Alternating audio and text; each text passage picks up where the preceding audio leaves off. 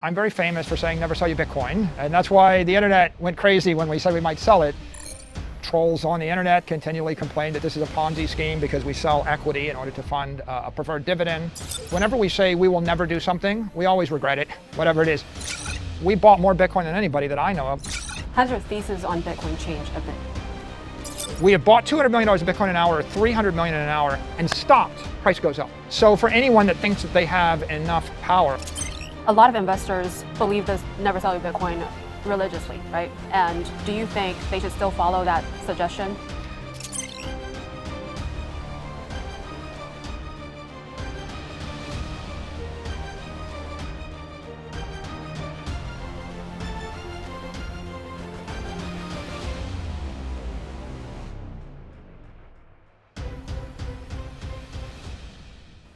We're very pleased to be co-hosting this exciting interview with Executive Chairman of Strategy Michael Saylor. Co-hosting with me is Bonnie Chang. And we're going to kick it off with some recent news coming out of Strategy's own announcement and Michael Saylor's announcement on social media. Take it away, Bonnie. Something happened 19 hours ago, and that shocked the internet. What was it? It's probably you're referring to our earnings call where we announced that we're prepared to sell Bitcoin to fund our stretch dividends if need be. And I'm sure that was a very well thought through pivot. What is the idea behind it? The most important thing is we want the market to understand that Bitcoin capital gains fund stretch credit dividends. So when we sell STRC credit, we sell $1 million of it. We turn around, we buy $1 million of Bitcoin. We expect Bitcoin to appreciate about 30% a year. It's been appreciating almost 40% a year. We strip the first 11% of that capital gain, and we pay that as a credit dividend. But there's been a bit of confusion in the market about where the dividends come from. How do we pay the dividend? And for most of the history of the instrument, we sold common equity, MSTR equity, to pay the dividend. MSTR equity is a derivative of Bitcoin. It normally trades at a premium to Bitcoin. And so we were selling a Bitcoin derivative. But some people worried that we wouldn't be able to sell the equity in the future. And then there are short narratives that we have to sell the equity. And then there are other narratives that the company won't sell its Bitcoin. And that kind of metastasized to, well, if they're not going to sell their Bitcoin, it must not have any value, and they can never sell it. And if they can't sell it, then we can't count the Bitcoin as an asset on the balance sheet. So if you had $65 billion worth of something and people wanted to value it at zero, it's not very good, right? We don't want the credit rating agencies to think the company has $0 of assets. We want the credit rating agencies to think we have $65 billion of assets. And, there are also trolls on the internet that continually complain that this is a Ponzi scheme because we sell equity in order to fund a preferred dividend. Well, what we want to do is we want to reinforce the business model is we sell credit to make a capital investment in an asset, Bitcoin, digital capital. The capital investment accretes over time faster than the dividend. We then monetize the capital gain and we pay the dividend. We think that the best way to punctuate this, to make it very clear, is to make the point that the company doesn't have to sell common stock ever. We can simply sell highly appreciated Bitcoin in order to pay a dividend. And if we do that, you're capturing a capital gain to pay a credit dividend. I think the analogy is like a real estate development company raises capital by issuing a credit instrument, buys land at $10,000 an acre, develops it, it's worth $100,000 an acre, and then they monetize that capital appreciation. You could sell the land at $100,000 an acre. You could rent the land after you fully developed it. You could refinance the land. But nobody questions a real estate development company that makes a capital investment with a credit income. What we're doing is the same thing with Bitcoin, and we want to make sure that the market understands that. I'm very famous for saying never sell your Bitcoin, and that's why the internet went crazy when we said we might sell it. But if I was being more precise, I'd say never be a net seller of Bitcoin. It just wouldn't have been so viral or so catchy to say never be a net seller of Bitcoin. I think that in these periods, even if we were to sell one Bitcoin, we'd be buying 10 to 20 more Bitcoin. So you're really talking about a situation where we buy 10 Bitcoin, sell 1 Bitcoin, buy 9 net Bitcoin, and continue to accrete Bitcoin. It should be a non-issue after people understand it, but right now it's a colorful area of commentary. Is it possible for you to comment, how do you sell 1 Bitcoin and buy 10? Yeah. So the number one Bitcoin accretion engine is Stretch. We sold $3.2 billion of STRC in April. So we bought $3.2 billion of Bitcoin. The dividend is about 80 to 90 million. So in the month when we're raising $3 billion, we need to come up with 80 or 90 million dollars to pay the dividend. So you would be, in essence, you would be buying 30 Bitcoin, selling 1 Bitcoin, right? Our break-even rate is 2.3%. So what that means is that if we sell Stretch, if we issue Stretch credit equal to 2.3% of our Bitcoin holdings, then that means we will be a net buyer of Bitcoin forever, even if we sell Bitcoin to pay the dividend.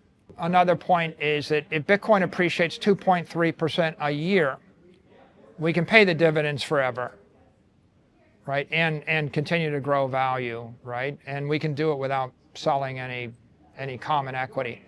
So the break even is 2.3. Right now we've sold about $5 billion of STRC in the first 4 months of the year. So we're running on a pace to have an issuance rate of 15 or 20% this year. 2.3% is the break even. So you buy 20, you sell 2, you net 18, right? The company, as long as it grows, is going to buy more Bitcoin than it sells. I expect we'll be a net buyer of Bitcoin in every month and every quarter, going on forever. One last question before I pass it on to David. Please go ahead. A lot of investors believe this never sell your Bitcoin religiously, right? And do you think they should still follow that suggestion? Yeah, I think that you should be a net accumulator of Bitcoin. Like when I say never sell your Bitcoin, I mean make sure that if you were to spend it on something, you replenish it in the time you spend it. So there are also a lot of crypto people or a lot of Bitcoin people that say they want to spend Bitcoin to buy things. And if you were to spend Bitcoin, I would say just replenish the Bitcoin. So you don't want to be a net seller of Bitcoin because Bitcoin is capital. You want to end every year with more Bitcoin than you started the year. And the analogy I'd give you is if Google spent $1 billion to invest in data centers so that they could make $10 billion, they're making net $9 billion. It wouldn't crash the dollar market, right? Oh, Google spent dollars. Google sold dollars to buy data centers. The dollar would be fine. It wouldn't undermine the Google business model. Oh, they spent $1 billion to invest in their business. That's fine, right? And so it would be fine for Google. It's a rational thing to do. Sometimes you spend money to make more money. So if you're spending 1 Bitcoin to make 10 Bitcoin, I think it's fine for Bitcoin. I think it's fine for the company. I think it strengthens our company because if our company has the ability to tap the crypto liquidity market, if we can raise liquidity by selling spot Bitcoin, that's a $20 billion spot market and a $50 billion derivative market every day. That's a powerful energy source. So we want to be able to tap that market when the equity capital markets aren't as liquid as the commodity market for Bitcoin. And so whenever a company strips its options, whenever we say we will never do something, we always regret it, whatever it is. Give you another example, right? If we say we would never ever buy our stock, we would always sell our stock, then short sellers would sell our stock and they would sell it down to $1. The stock trades at a big discount to NAV, we would buy it back.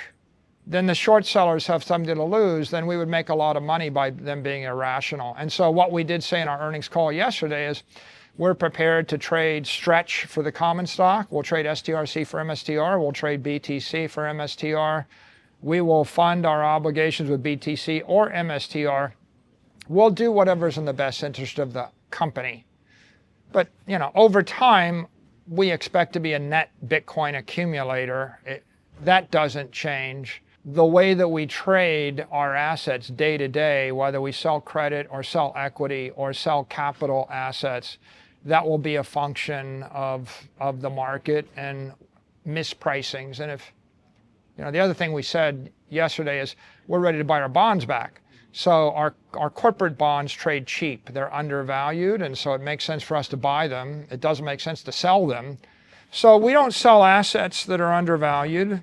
We buy assets that are undervalued, and then we arbitrage whatever the inefficiency is. And if the market knows we're going to do that, then the market's going to actually fairly value all those assets. And that's to the benefit of all the investors and all those instruments. And ultimately, that's our fiduciary obligation. To the skeptics and, as you would call, trolls out there who call this a Ponzi scheme, they're not here to address you. Let me just read one of your tweets so you can address them directly. One of your biggest critics, Peter Schiff, wrote this morning, yesterday, Saylor admitted MSTR would sell Bitcoin if needed to pay the dividend on STRC. I think that type of commitment is needed to keep the so-called Ponzi going longer. But my guess is when the time comes, he would suspend the dividend and crash STRC rather than crash Bitcoin. Your response? Peter thinks Bitcoin's a Ponzi scheme. Peter is not really a lover of anything in this space.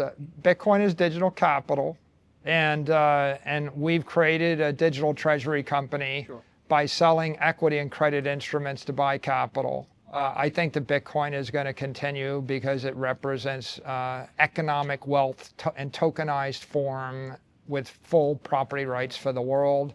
And we have built a credit instrument, STRC, on top of it, which simply strips the volatility, reduces the risk, and extracts or distills a yield from digital capital. If you don't acknowledge Bitcoin as legitimate, you'll never acknowledge any derivative on top of it as legitimate. But for those people that believe that Bitcoin is digital capital, as a store of economic wealth in tokenized form, then what we're doing is very straightforward. We over-collateralize it, and for every $5 of Bitcoin, we sell $1 of credit, and the dollar of credit has a defined yield. And there are a lot of people that they believe Bitcoin is a legitimate asset. They just can't stand the volatility. They don't want to take money they need for their kids' tuition in the fall and invest it in Bitcoin because they need to pay a bill in 12 weeks. And so for them, digital credit makes a lot of sense because the principal is protected, it's stable, and then they're getting paid 3 or 4 times a money market. And it's the superior aspects of Bitcoin over other capital assets which allow us to pay that superior dividend yield. This is a theory that I'd like to run by you, and I'll pass it back to Bonnie. So some traders have noted that whenever STRC issues a dividend, the ex-dividend price trades below par for some period of time, maybe a day or two. And then once it reaches par, that's when Strategy goes and buys Bitcoin. So they started front-running that pattern by buying Bitcoin right before STRC reaches par, believing you and Strategy would buy Bitcoin at par. Can you comment on this? What happens as we approach the dividend date is there's a massive demand to buy STRC because there's like a 90-cent dividend after that record date. So there are billions and billions of dollars of trading in STRC leading up to it. And then the day after that record date, it trades down 60 cents or 70 cents, and then it gradually recovers back to par over the next week or two. So that's normal. Those are arbitrageurs. Their ideas. I want to commit $1 million of capital for one day, and I'm capturing 42% annual yield a year by having my capital tied up 12 days a year or something. And they've got their math. That's fine. It's good for us because it creates liquidity and engagement, and that will continue. As for the second idea, can you front run that in the Bitcoin market? Well, the Bitcoin derivatives market's $50 billion a day. And so do I think someone has enough capital to move that market? Not really. My opinion there is Bitcoin is kind of like tech capital squared. And so the things that drive the Bitcoin market are trade wars, hot wars, foreign policy, the state in the Strait of Hormuz and the Iran situation, And then currency wars, whether or not we're expecting SOFR to fall to 200 basis points or whether the yield curve is being bent. And you can see right now we're in a fairly restrictive monetary environment. So those macro factors are the primary driver of Bitcoin. I can tell you for a fact, for example, we bought $100 million of Bitcoin an hour. It doesn't move the price. Mm-hmm. We bought $200 million of Bitcoin an hour. It doesn't move the price. We have bought $200 million of Bitcoin an hour or $300 million in an hour and stopped. The price goes up. Okay, so for anyone that thinks that they have enough power, well, maybe if you're going to bring $30 billion to the market in one afternoon, maybe, but I have spent lots of money. We bought more Bitcoin than anybody that I know of. I think we probably acquired $62 billion of Bitcoin. What I believe is that it's a global market. It's got dynamics, all its own. It's driven by foreign policy. And if the Chinese government has a certain announcement, that drives the price of Bitcoin. And so it's flattering to suggest that we're that systemically important. I don't think so. Why is it that you buy so much Bitcoin and you said the price doesn't move? The market's very liquid. It's extremely liquid. Again, so let's say I had a big day and I bought $1 billion. Well, $1 billion is 1/50th of 50 billion. If you talk to the traders, they'll say that the spot market's 20 billion, but the derivatives is 80 billion sometimes. So what's $100 million in a 40, 50, 60 billion dollar bucket? It's a very deep liquid market. It's the world's deepest, most liquid capital market, right? That's what makes it special. On the weekend, you want to put $1 billion trade on with 20x leverage, you can do it in Bitcoin. You want $1 billion of credit in an hour, you can do it in Bitcoin. It's a very deep market. And I do think macro factors drive it, and sometimes it's got a life of its own. I think micro factors drive it. I mean, the industry factors are like the formation of digital credit, the formation of bank credit, and investor sentiment with regard to digital assets, and those drive it as well. But I think that it's greater than all of us, and that's actually why we have confidence in it, because there is no one actor that's either supporting it or holding it back. If the Strait of Hormuz remains closed for the foreseeable future, a few forces will be at play. First, inflationary forces, some say, will remain. Second, the Fed will probably need to lower interest rates at some point, but they're stuck by higher inflation. So what happens to liquidity? Ultimately, what happens to Bitcoin if the Fed remains stuck? I think when you have tight monetary policy, high tensions in global trading, and high geopolitical tensions due to foreign policy or wars, whether in the Ukraine or Iran, all those are somewhat constrictive and they're headwinds. And I think when they reverse, they become tailwinds. But Bitcoin will grind up regardless, and that's because there's about $10 to $12 billion a year in organic supply from the miners, 450 Bitcoin a day, so figure it out. And then every time we come up with another $10 billion of capital, we buy the entire year's supply. And so if a bank creates $10 billion of credit, that's one turn on the axle. If we sell $10 billion of STRC, of digital credit, that's a second turn on the axle. When $10 billion flows into IBIT, that's a third turn on the axle. So the capital flows in digital credit, in digital capital wrappers and bank credit, all of those things are driving the fundamentals of the market. And those are all positive, and you're going to see continued adoption there regardless of the macro factors. Just the macro wins, when we're grinding up 30%, we surge to 50%. And when there's a headwind, it'll somewhat slow us down. Has your thesis on Bitcoin changed a bit? It hasn't changed, but I will say this. It's clear that Bitcoin is digital capital, and one thing that's become clear over the last 12 months is that at least one of the killer apps of Bitcoin is digital credit. So people are wondering, what is the killer app of a $1.5 trillion asset class that trades tens of billions a day? And the answer is as collateral for credit. So if the digital capital is the highest performing capital asset, and it is, right? It's outperforming the S&P by a factor of 2 to 3.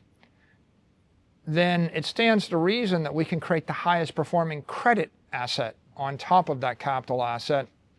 And what we've seen in the last year is Stretch is the most liquid credit instrument. It's the most liquid preferred stock in the entire market. It's the biggest preferred stock in the market.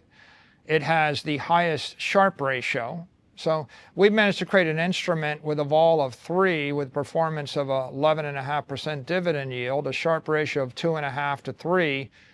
The highest credit instrument Sharpe ratio is 0.5. The highest Sharpe ratio on an equity is NVIDIA. It's like 1.7.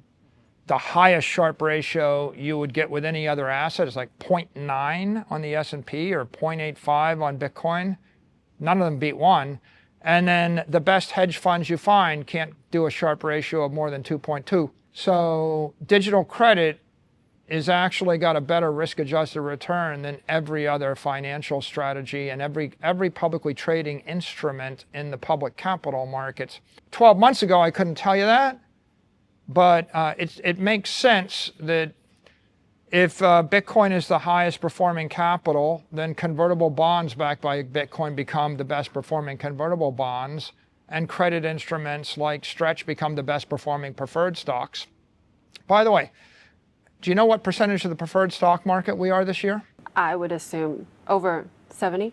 We issued 60% 60. of all the preferred stock That's in the insane. United States Wow. this year. And we are the largest issuer of credit in the entire United States last year and this year. We have revitalized the preferred stock market, right? It's exploded. So I think what's new is the idea that digital capital drives digital credit. And what you'll see as this show is that digital credit is the stepping stone for digital currency or digital money, because there's an explosion of yield coins, tokens that are stable, pegged to the dollar, that pay you 8% or 9% yield. Apex has created one. It's gone from 0 to $300 million in like 8 weeks. Saturn has created another one. It's gone from 0 to $110 million in 6 weeks. There's an explosion of innovation in the digital asset space and the crypto space and the TradFi space that's all being driven by digital credit, and Bitcoin is the thing that makes digital credit possible. And that is probably the most exciting thing happening this year. My final question, I'll pass to Bonnie to close off. Several Bitcoin miners have already started pivoting that AI data center to power data centers. Are you considering joining this so-called AI pivot movement, if you want to call it a movement? And if so, how would you participate? I think it's great that Bitcoin miners now are able to benefit from investment in high performance, high powered compute. We created digital credit with digital intelligence, right? So how does AI affect our business? We never could have created Stretch without AI. I used AI to create Strike, Strife, Stride, and Stretch. When we created this digital credit, what did we do? We took a block of digital capital. That's what Bitcoin is. It's just pure financial energy. We used digital intelligence to machine a digital credit with a certain risk profile, a certain volatility profile, a certain yield, a certain currency profile. And we took that public in the market. And I think that if you're a Bitcoin treasury or a digital treasury company, the smartest thing you can use is use digital intelligence to carve out digital credit from digital capital. And that is the stepping stone. It's like the financial fuel to create digital money and digital yield. And the marketplace for digital money and digital yield is $100 trillion, and it's spreading virally right now. Last question. Have a spacesuit, world travel, inspired you to go to MIT? Let's go back to before MIT, before this book, before Bitcoin. Okay. Tell something to your younger self. You know, when I was in first grade, my parents wanted to motivate me, and they told me they'd give me 10 cents for every book I read. And I had this comic book addiction. And comic books cost 25 cents, as I recall. So the calculus was I had to read 2.5 real books to get one comic book. And I was very motivated, so I read about 100 books that summer. And then I'd go to the library and I'd check out 10 books at a time. And I would take them back when we had libraries, And I would go read them, and then I discovered science fiction, and I discovered Heinlein and Clarke and Asimov, and I read The Moon is a Harsh Mistress, and I read Have Space Will Travel, and that was all by third grade. I'd rifle through them all, third or fourth grade, and I would say that reading all this science fiction drove my intellectual development. Kids in elementary school, boys in elementary school are quite impressionable. And what I do recall in Have Space It Will Travel is it's an alpha male. He fixes up a space chute. He gets picked up by a spaceship. He gallivants across the universe. He saves the human race from bug-eyed monsters. He returns back to the United States or to the Earth, and the reward for having saved the human race from bug-eyed monsters is he gets a full tuition scholarship to MIT. And I figured if MIT was good enough for the guy that saved the human race, it was probably good enough for me. And so, gosh darn it, I was going to go there. If Elon Musk invited you to go to Mars, would you accept? It depends upon the vehicle he was offering to take me in. Thank you, Michael. Thank you very much. I appreciate your time. Our audience appreciates you.